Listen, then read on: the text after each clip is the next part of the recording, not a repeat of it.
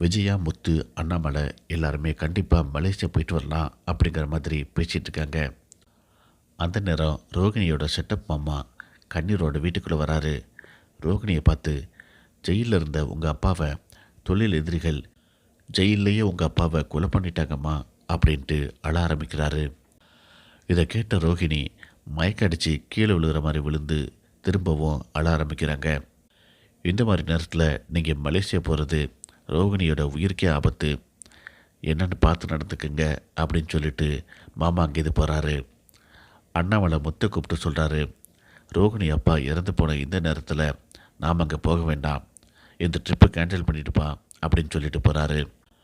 மீனா முத்தை பார்த்து கேட்குறாங்க, இவங்க சொல்கிறதெல்லாம் உண்மையாக இருக்குமாங்க அப்படின்னு சொல்லிட்டு.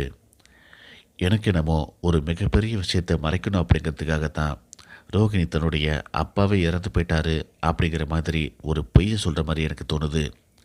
அப்படி என்ன விஷயத்தை அவங்க மறைக்கிறாங்க அப்படிங்கிற விஷயத்த நான் சீக்கிரமாகவே கண்டுபிடிக்க போகிறேன் அப்படின்னு சொல்லிட்டு முத்து சொல்லிட்டு இருக்காரு.